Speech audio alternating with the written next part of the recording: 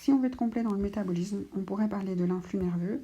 Alors, il y a une question qui est tombée là-dessus en 2017, mais je crois que depuis, ce n'est plus au programme. Le programme était différent, je crois que c'était vraiment précisé que ça devait être connu à ce moment-là, mais ça ne doit plus l'être maintenant. Mais juste pour être complet et faire toutes les questions de tous les examens, sachez que la myéline est de la graisse qui s'installe sur un axone, donc avec des nœuds de Ranvier entre eux, pour accélérer le passage de l'influx nerveux. Les entrées d'N+, et sorties de K+, se font seulement dans les nœuds de Ranvier, donc ça va beaucoup plus vite. Donc ça, c'est plus rapide quand c'est myélinisé.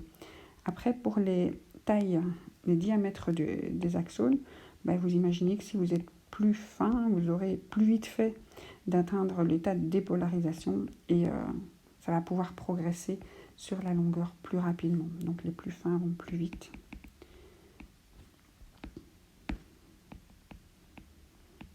Et donc la vitesse de l'influx nerveux sera plus vite dans les axones fins myélinisés, plus élevée dans le 3.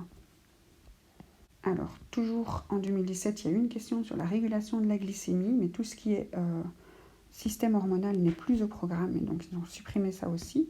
Donc tout ce qui était les hormones de la régulation de la glycémie, il ne peut plus y avoir de questions là-dessus, puisque ce n'est plus au programme de la 5e, ça a été supprimé. Donc on peut revoir la régulation de la glycémie, donc l'homéostasie, le maintien d'une glycémie à 1 g par litre de sang. Je ne crois pas qu'ils peuvent poser des questions là-dessus. Donc comment ça se passe l'homéostasie par le système endocrinien? Il y a des glandes, ce qu'on appelle des glandes endocrines, qui vont sécréter des hormones qui détectent le paramètre. Parfois c'est avec l'aide de l'hypothalamus, mais pas ici.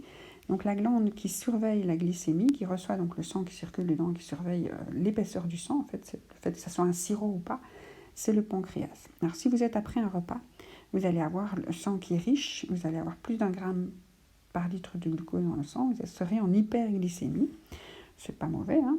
Alors dans ce cas-là, le pancréas va sécréter son hormone. Donc une glande détecte et sécrète une hormone. Une hormone par définition va aller dans le sang. C'est un messager comme les neurotransmetteurs, mais qui circule dans le sang. Donc dans ce cas-là, on appelle ça une hormone. Alors l'insuline, c'est l'hormone qui régule, qui doit être sécrétée après un repas pour que le sucre en trop dans le sang soit stocké. Alors quelles sont les cellules cibles de cette hormone qui vont stocker le sucre? Il y a le foie qui peut stocker une certaine quantité de sucre, le muscle et les cellules adipeuses qui vont aussi stocker pour que s'il reste du sucre, qu'il soit consommé. Alors l'hormone est une hormone hydrophile qui va rester sur la surface de la membrane de la cellule et elle va provoquer sur sa cellule cible, quand elle sera liée à son récepteur, il faut vraiment avoir une cellule de foie avec un petit récepteur, l'insuline qui rapplique et elle provoque des choses à l'intérieur. Donc elle va changer l'activité de la cellule de foie. Et donc, dans le foie, qu'est-ce qu'il y a? Il y a des petites vésicules qui vont fusionner avec la membrane, des vésicules d'exocytose. Et dans cette petite vésicule, il y a plein de transporteurs de glucose. Donc on va avoir plus de transporteurs, plus de canaux pour le glucose. Le glucose va rentrer. Donc si les petits canaux sont plus nombreux, vous faites rentrer votre glucose. Alors, ce n'est pas une pompe, c'est une diffusion. Et donc, la quantité externe et interne doit s'équilibrer. Et si vous voulez accumuler, si vous voulez vraiment stocker, vous allez transformer ce glucose. Alors, ça reste dans la cellule. Le glucose qui est dans la cellule va être transformé en glycogène. Donc le glycogène est une macromolécule composée de plein de glucose et la réaction qui permet ça s'appelle la glycogénogénèse. On génère du glycogène. Et donc si vous faites rentrer le glucose dans le foie et les muscles, c'est pareil. Vous faites sortir le sucre du sang, vous êtes une hormone hypoglycémiante. Vous faites diminuer la quantité de sucre qui était trop haute. Et donc vous faites tout revenir à la normale. Si jamais vous ne mangez pas pendant longtemps, à un moment, la consommation de sucre qui ne s'arrête pas, le cerveau en a toujours besoin, vous allez tomber en hypoglycémie, donc trop peu de glucose dans le sang. C'est aussi le pancréas qui va le détecter, il va envoyer cette fois-ci une autre hormone, le glucagon. C'est l'hormone copine de l'insuline qui a l'effet inverse.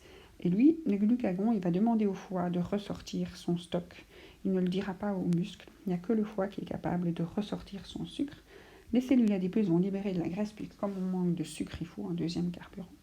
Et donc c'est uniquement dans le foie qu'aura lieu la dégradation du stock, la glycogénolyse.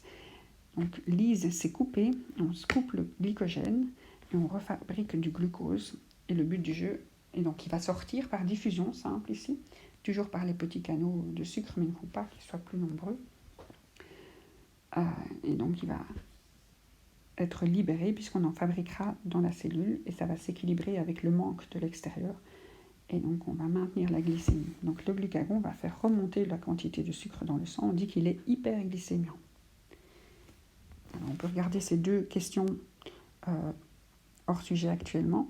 Donc quand on vous propose que le glucagon est hypoglycémiant, hypoglycémiant c'est faire diminuer le sucre, ce n'est pas le rôle du glucagon, ça c'est l'insuline qui fait diminuer le sucre. Il est synthétisé par les cellules hépatiques, non. La glande qui synthétise les hormones, c'est le pancréas. Le glucagon est une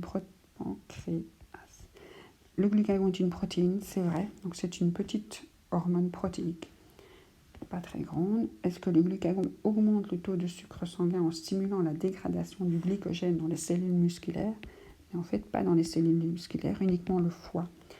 Donc l'insuline fait travailler le muscle et le foie pour stocker, mais pour libérer le sucre, c'est uniquement le foie.